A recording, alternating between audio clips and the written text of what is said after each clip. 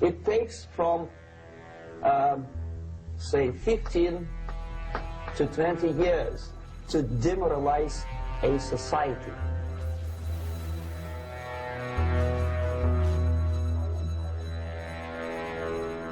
People have given me a hearing without legal representation or anything. Did you shoot the president? I didn't shoot anybody, no, sir. Pentagon officials reluctantly admitted to the New York Times 17 months ago that the military has secretly studied UFO incidents, in part so it might figure out the technology. Whatever that means, sure, he's crazy as mad as a hatter. What difference does it make? You know, a long time ago, being crazy meant something. Nowadays, everybody's crazy.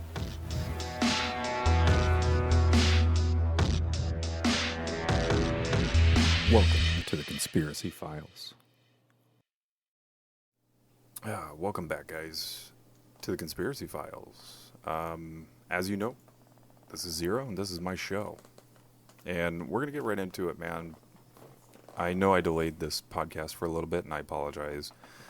A lot of things have transpired, and a lot of things have happened, and shit's gotten worse.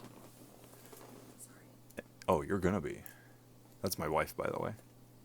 She's sitting in my squeaky chair, and she's squeaking around like a little squeak. Yeah, you're gonna be.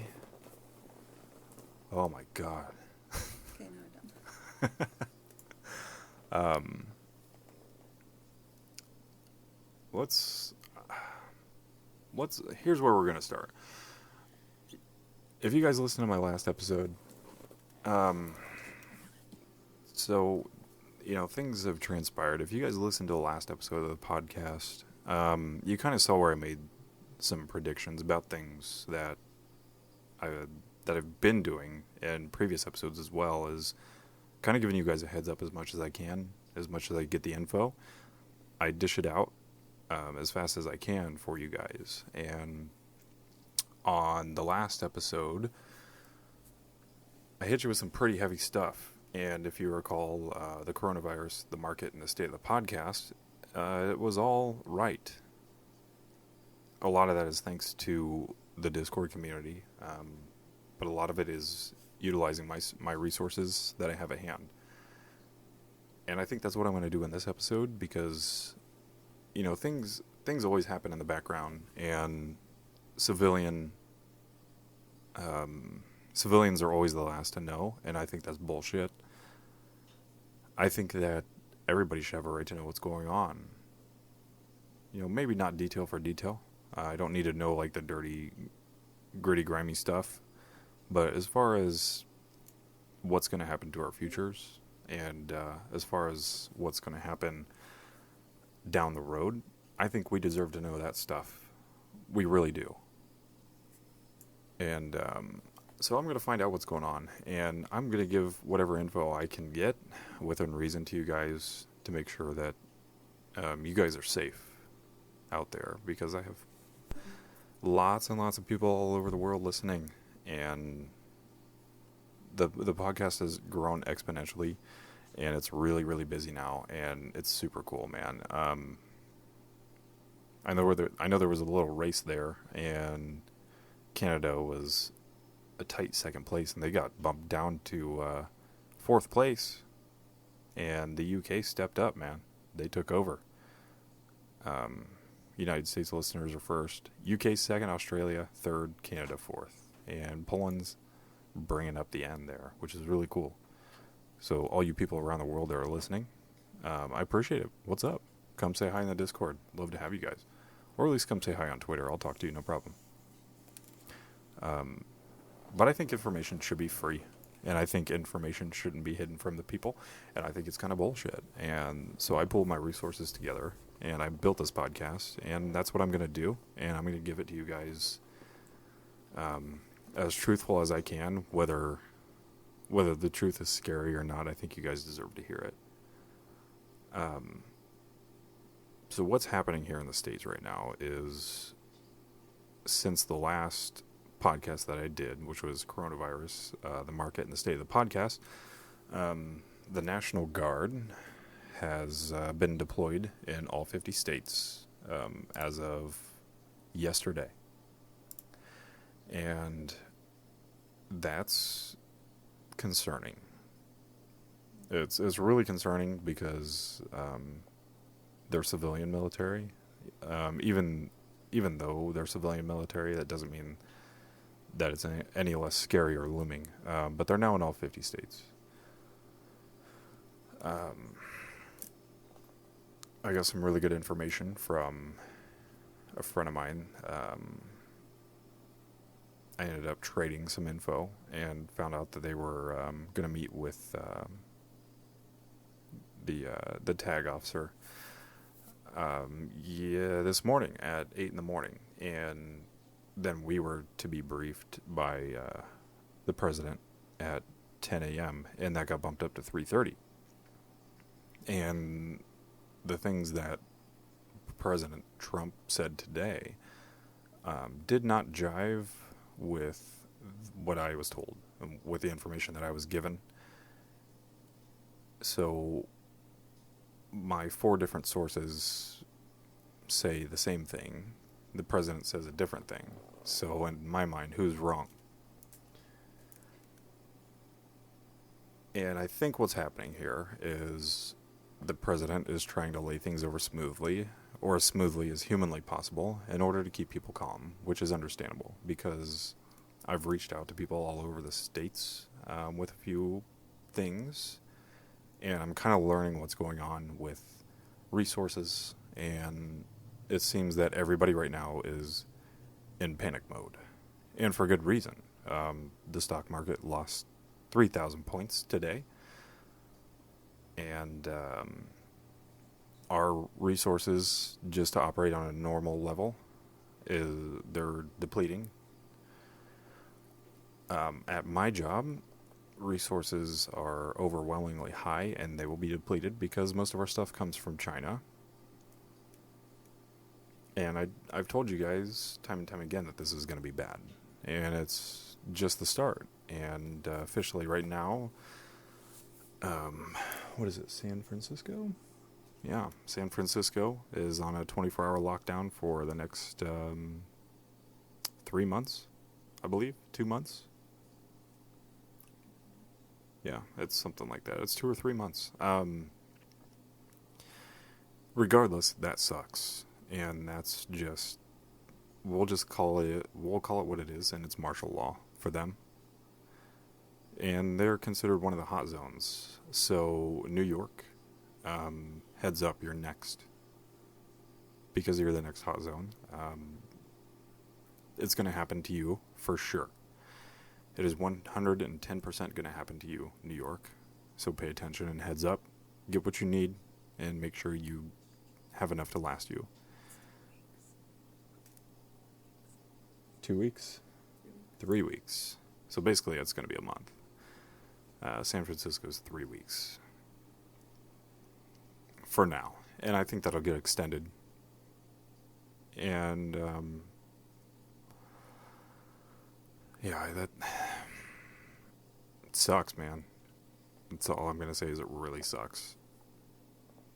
As far as what's happening in Italy, we are, a few days ago, we were 16 days behind where Italy's at right now, based on the numbers. We are catching up in cases with Italy, and as of today, which is 2 days later, we are 10 days behind them. The individual that I speak to that gives me this plentiful information, I highly appreciate you. Thank you. Outlook is not good, people. Outlook is not good for this. We're gonna for sure look at a nationwide lockdown. For sure. And I almost want to say that's a promise because I'm leaning toward that. But I like to leave a little bit of hope in there. And I'm just going to say it's definitely going to happen. And I hope I'm wrong.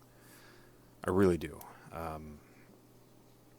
And speaking of Italy, one of my sources filled me in on some really scary stuff that's going on with their lockdown process. And I'm going to read it all to you word for word. Keep in mind, English is not this friend of mine's first language, so I'm going to try to interpret it the best I can as I go. And I'm just going to read it right now. While in Italy, newspaper headlines, broadcasts, and social media is being invaded by the now much discussed coronavirus, 20,000 U.S. soldiers are landing at 7 European airports and will be adding another 10,000 U.S. military that are already in Europe and 7,000 other military from different European countries. A total of 37,000 armed military. They're there to help the states in blocking the virus or rescue those people who have contracted it. This is up for speculation. The question being, have they arrived to dislocate or using words from senior U.S. officials to spread across European territory and start the Europe Defender 20, which will begin in April and is expected to end in July? Have the citizens been informed of this? No. The Europe Defender 20 is a drill designed by the USA government in collaboration with NATO to try the strategies to be used by USA in Europe, which is reforming its subordination to the USA, if a threat triggers, if a threat is triggering leading into a hypothetical war. But the threat is from who? U.S. officials glimpse in on the answer without clarifying and using the generic phrase hypothetical threat. The only hypothetical threat that can be attributed to the U.S. Thinking is Russia, which is China's ally. But they've been voluntarily creating great tensions for a really long time, which we can confirm that. And this goes down to break it down into an analytical sense. So let's break it down into an exercise. In addition to the 37,000 military, 14,000 military vehicles will be imported. Tanks, helicopters, whatnot. And in proportion, equal amounts of ammunition. So, given with this virus, soldiers will arrive with due masks and niceties to do this drill. Obviously not. According to U.S. officials, these soldiers are healthy, so according to them, they're exempt from contracting the coronavirus. And something here is not right. The questions that arise from this are, why is it not just a drill? Given the WHO's note about the spread of the virus and the media, social, health, and political economic chaos that it's generating around the world. Why can citizens contract this virus and U.S. military can move without any problems?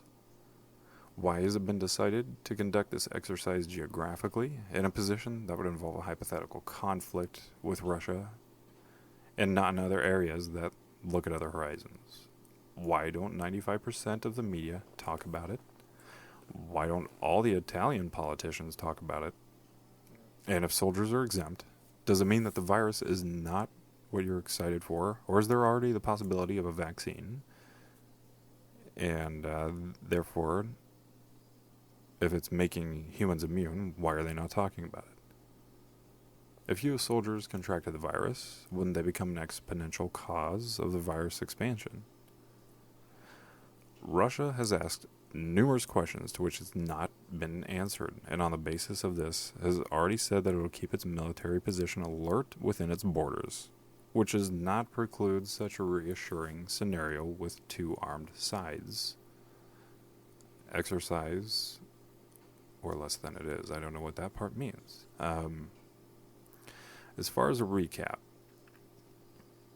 China, which is an ally of Russia, concludes months ago they had a contract with Italy, fundamental country for Europe for trade relations on the Mediterranean. That makes sense.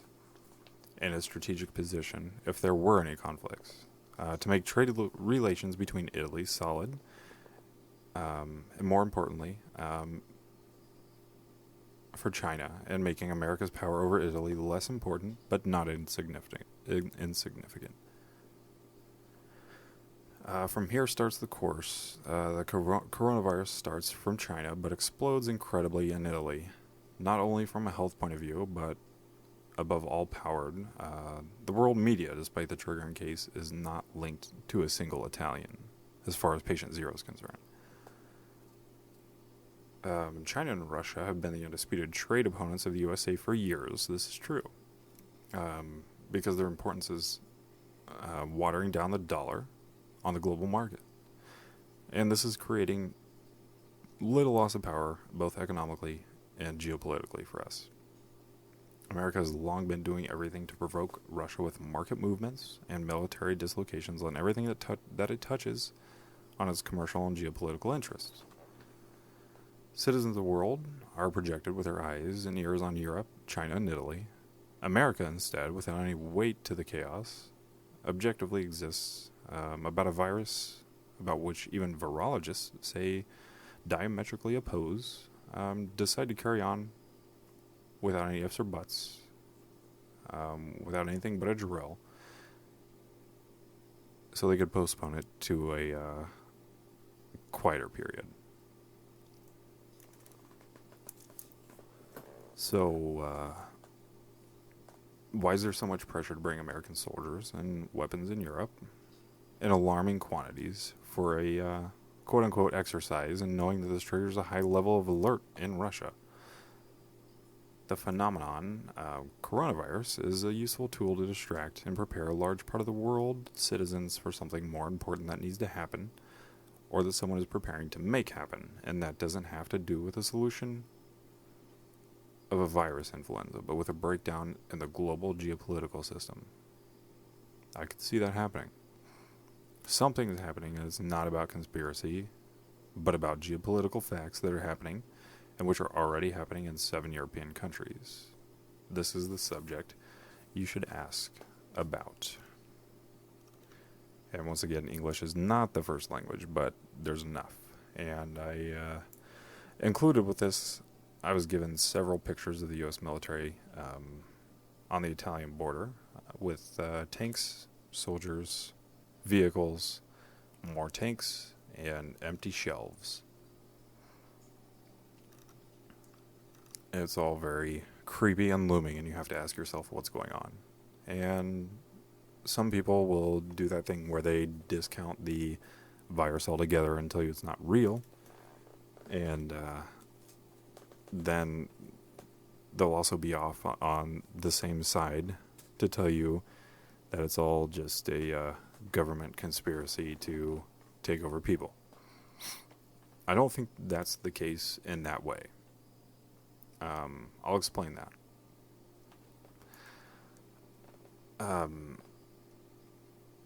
It goes along the terms of never wasting a good crisis, and whether this is a dry run or not, this is a really good way to figure out how to organize a large group of people or large parts of the important parts of the world and get them doing the same thing at the same time.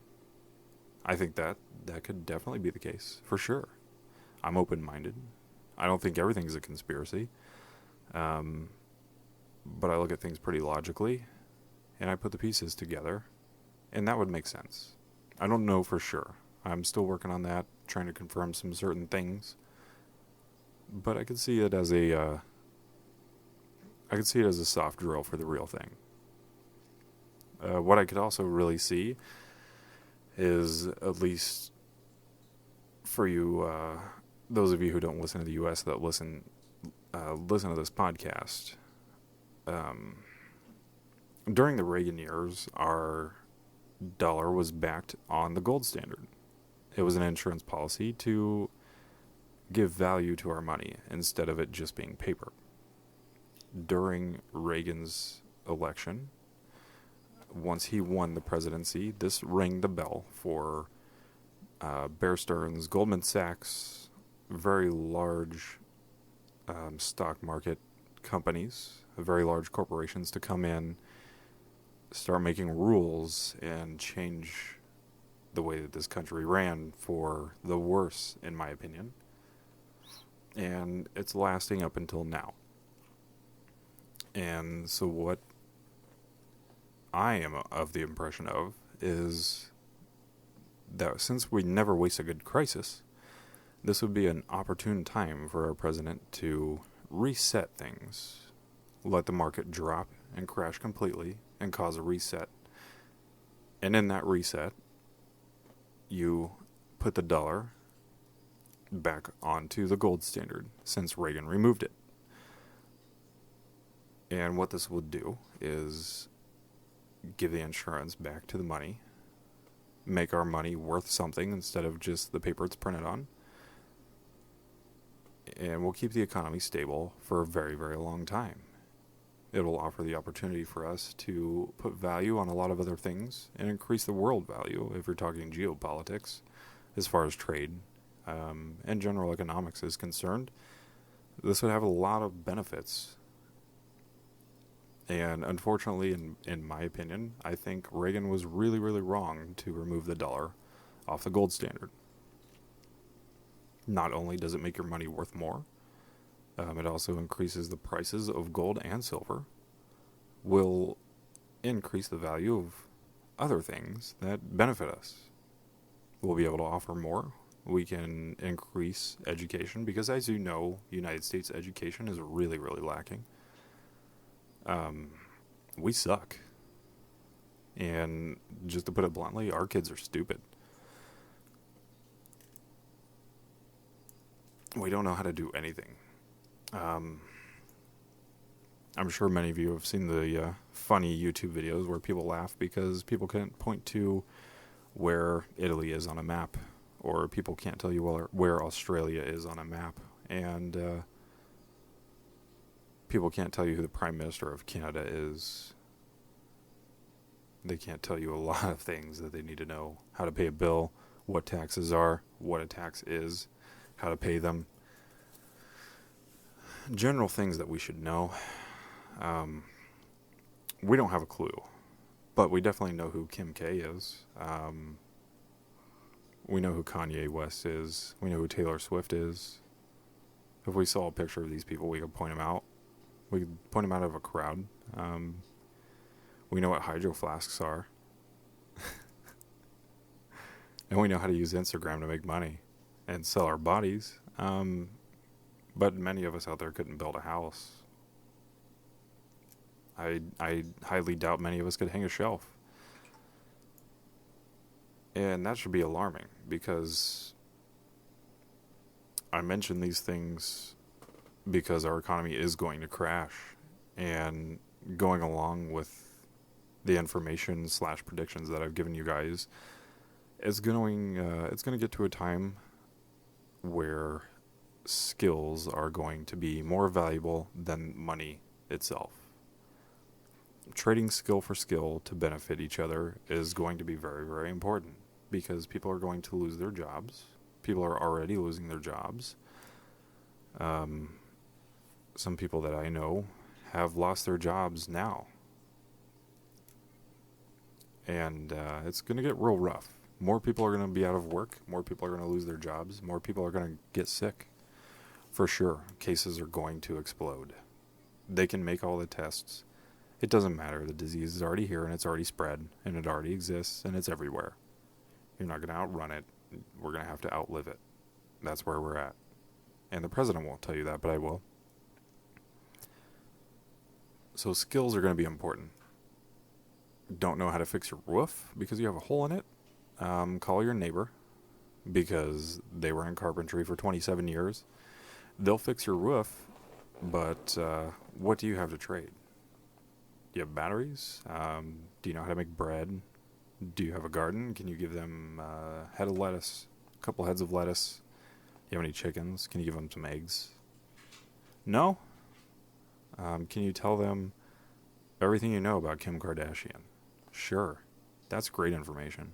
That'll be valuable. Better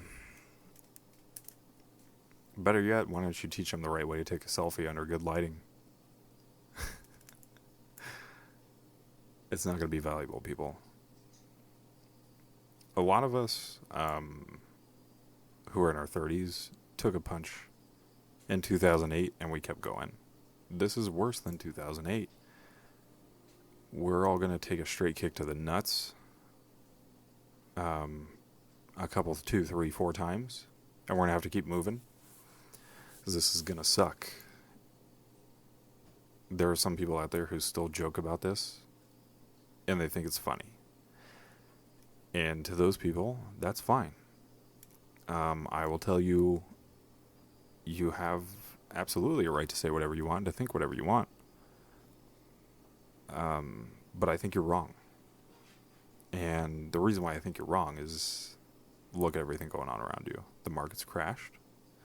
The markets are down. Jobs have been lost. Resources at stores are gone because people are panicking. Some will joke and claim that these people are stupid. The people who prepared and bought the stores out because they were prepared think that you're stupid for not preparing. So who's wrong? I'm in the camp that I would rather be safe than sorry, and I will prepare, and I will have things ready. And the people who did not prepare and do not have are going to be screwed, and they're going to be begging. So if you were one of the select few who decided not to prepare, be prepared to reap what you sow, because it's going to suck really bad. There are unfortunately a lot of people out there that I know who have kids and did not prepare for this and have been begging for formula because people went out and bought it all. People who are looking on social media for diapers and wipes because people bought it all.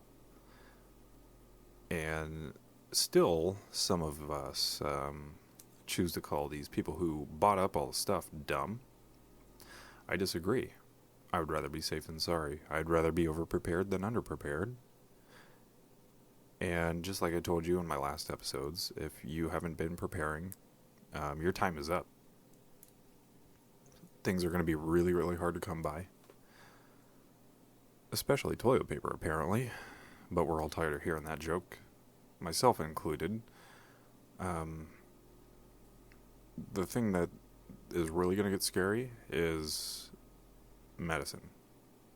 On a serious note, I'm worried about insulin. I think that's going to be the next thing to go. And simple things, pain reliever, antibiotics are empty. And I think insulin is next. There are a lot of people who need that, and there are a lot of people who are buying it. And for those of you who need it, go check your local Walmart. You should be able to get a lesser version that'll keep you alive. You're going to feel like crap, but you're going to be alive. And just like I've told you before, this is going to be a time when we don't need to fight each other for things. This is going to be a time where we need to learn how to work together again. And I think that's going to be our silver lining through all of this. I'm just really more so worried about how bad it actually has to get and how much we have to lose to figure that out. Because a lot of us have grown up and have never known defeat. A lot of us have had it too good for far too long, and we've become, in my opinion, selfish and arrogant and self-centered and egotistical. And I think this is going to be a really humbling moment for some. And even though these are unfortunate circumstances, I think it's going to be really necessary. And we're going to find something good to come out of this. And I think ultimately, people are going to die. For sure, people are going to die. And I think that we should discuss that. And I think you should discuss it with whoever you talk to, your friends, your family, whoever, your loved one, your spouse. People are going to die. That is the reality of the situation. That is what we are looking at. People have already died. That is the truth. That is the fact. People will die from this. People will go hungry, and people will get desperate. That's what happens when the market crashes. But another thing that for sure happens when the market crashes is that there's always a war to shortly follow. And I'm pretty sure, in my opinion, that the only thing keeping us from that is our wonderful president that so many people hate so much. And I can't seem to understand why. I think he's handling the situation the best he can, given the circumstances. Although I wish that he was a little more transparent, and I think that he would be, but he has to remember not to panic the people, because there are people out there with a shaky trigger finger, and at the first sign of panic, they will panic. And that'll cause other people to panic. And then we have a free-fall economy, down to nothing. And we don't want that. I certainly don't want that, but it's almost inevitable. It's going to get to a point where these National Guard movements and military movements and things happening behind the scenes of this coronavirus are going to be happening too much to ignore, and they'll have to be addressed, whether he does it on his own or whether he's forced to. Just like his meeting with his last press release, his last address that he did in the Oval Office, he did that because Tedros forced him into a corner. And that morning, the WHO spoke out and called this thing a pandemic, like they should have, like I predicted it weeks ago. They should have done it when I said they should have. And I think we'd be a lot better off, but I get it.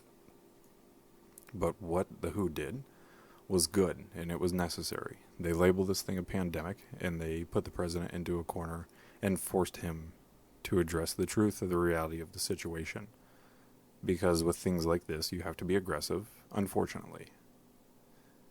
And that's the only way to really cut into the dire circumstances. And we're not doing that. And it really baffles and blows my mind why we're not. We need to, in my opinion, we need to shut off travel. International travel everywhere needs to go.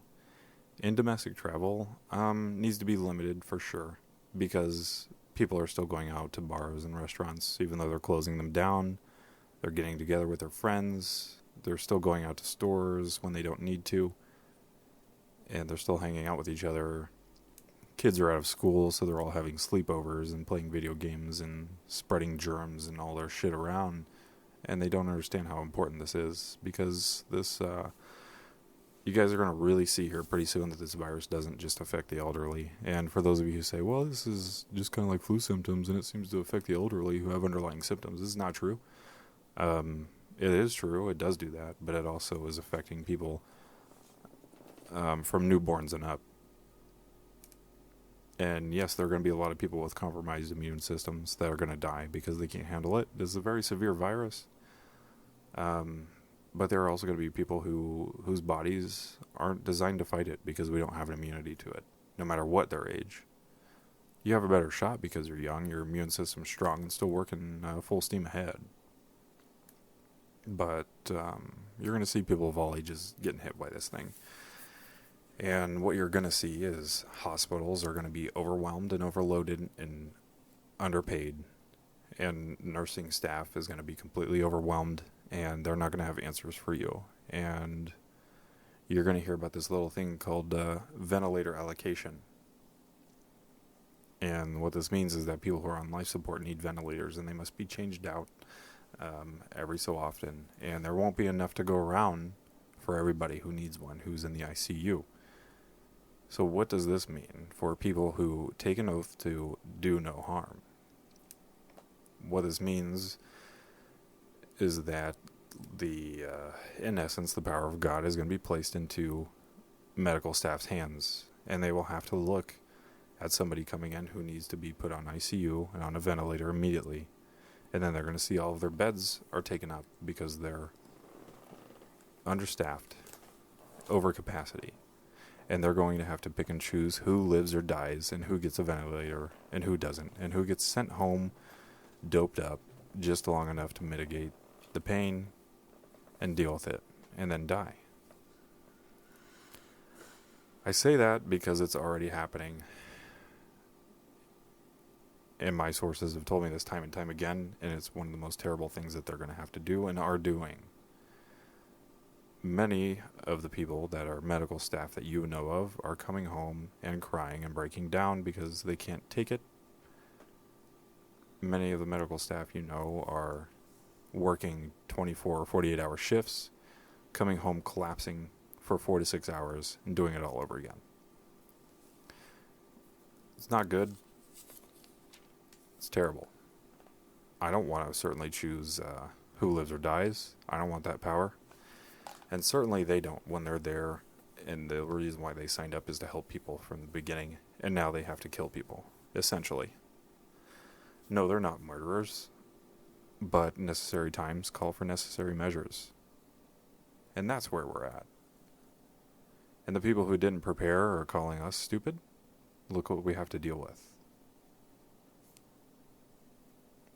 I would ask them to argue that point and then see how they feel about their decision to not be prepared and to call this thing a joke and overhyped. I would ask them to go walk around the ICU of their local hospital anywhere right now and see if it's still a joke to them.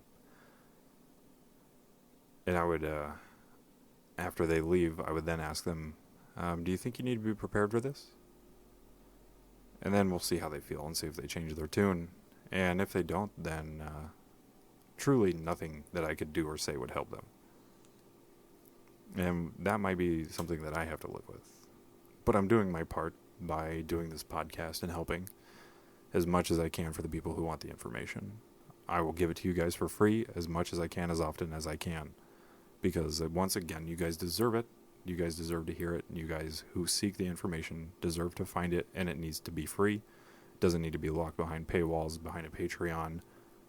I don't need to make money off of this. Having the extra is great. Being able to have an opportunity to do something greater with this one day down the road is fantastic. But that's not the goal. The goal is to give you guys the information that you need when you need it, and it's now. And I've told you guys time and time again that that time is now. That time to prepare is past. If you haven't prepared, it's now too late. It was too late last week. And that sucks. A lot of my friends are on the struggle bus, and things have just started. As of right now, we are 10 days behind the same trend as Italy. That's serious. Go take a look at Italy right now, and then look at what we're going to be looking at in 10 days. See how you feel about being prepared. If you think you need to go get some extra water, go get it. If you think you need to go get some extra diapers or some extra food, go get it. I'm on shortwave radio. Those of you around me, channel 2. When stuff happens and phones won't cut it, channel 2. And if you need to get at me, as long as the internet service is still up, Discord. Hit up the Discord. Go to the Twitter at the Confiles. The Discord channel invite is right there in the Twitter bio. Go hit it up and please join. I would love to talk to you guys. Thank you to everybody who provides information. Risking your safety and your well-being and your jobs to give information out. I will never expose my sources ever. You can't offer me any amount of money or threaten me to give them up because I won't. That's not the way this works.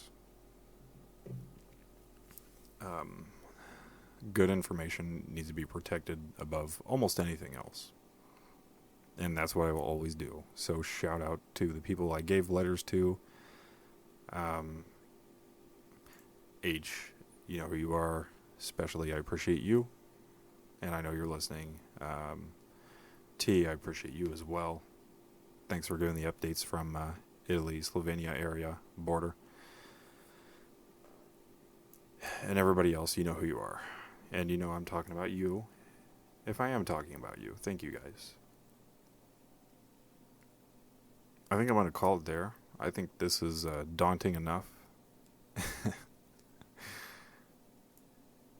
Things just aren't funny anymore. At this point in time, things are very serious, and you guys need to take this especially seriously now, more than ever. You need to learn to work together, and you need to take care of each other. If you have an elderly neighbor, go check on your neighbor. Go pick up some groceries for them, because more than likely, they may or may not be afraid to go to the store right now, and I don't blame them one bit. go for them. Drop their groceries off at the door. Take their money, leave their change, give them their receipt, put it all in the bag. Knock on the door. Here you go. Have a good day, Mr. Smith. Find out who around you has tradable and usable skills. Trade services for each other. If somebody's going to fix your door, then you need to fix their car. If they're going to patch that hole in your drywall for you, then fix their shutter outside. Pop that piece of siding back in. Make yourself useful. Useful people are going to be useful. Useless people are going to be useless. Learn some skills, learn how to barter, learn how to trade, and learn how to work. But most importantly, learn how to get over yourself. Nobody likes to hear that, but it's necessary. You got to drop your ego at this point in time. Let go of your ego. Nobody cares about what you think. Nobody cares about your feelings and the woe is me stuff, because it's time those things get put to the side and work needs to be done. And it's tough and it's not fun. I don't like saying it as much as you don't like hearing it, but it's necessary, and we have to do the necessary things. Some of us have families that we have to protect. Some of us are here for our friends, and some of us have kids that we have to watch out for. So we have to do the necessary things. Sure, if you need to wash your hands to feel good, do it. If you need to wear gloves, do it. If you need to wear a mask, do it. Now is not the time to have an ego and worry about what other people think of you. Who gives a shit? They're going to laugh at you, and they may catch a virus, and you might not, because you wore a mask. Ha ha. Joke's on them. Just be careful. At the end of the day, stay close to your loved ones. Make sure you save some time to still have some fun and let your kids be kids. Pay attention to your spouse. Hang out. Spend some time together. But be prepared and be ready. Because this is just the start of all of this, unfortunately. And it's going to get very much worse. Some places that are locked down are going to see the lockdowns extended. And we're going to see the lockdown across a broader spectrum in the United States. And expect those lockdowns to last for longer than anticipated. Overplanning is not a bad thing and not a mistake. It's smart. It's just smart. There's no way around it. It's smart. I would rather be overprepared than underprepared and then have to beg. Because people will get desperate and people will rob and loot and steal and thieve and lie and cheat their way to getting whatever they get. And I'm sorry that, once again, that this isn't the most delightful episode, but we're going to get to desperate times calling for desperate measures, and you all need to be vigilant and take care of yourselves. I'm going to end it there. Thank you guys. I appreciate you.